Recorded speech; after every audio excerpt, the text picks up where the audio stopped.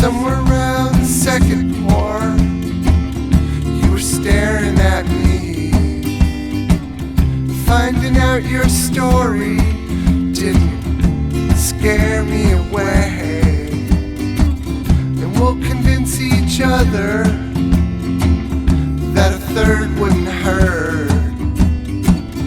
I can tell by the way you blushed and pulled on your hair.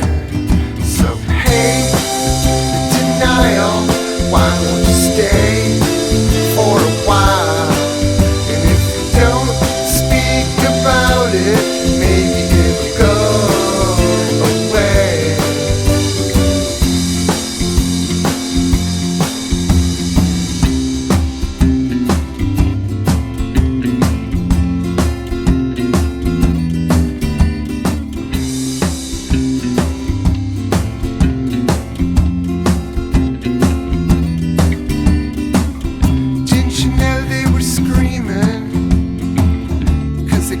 About you, the calls and the games have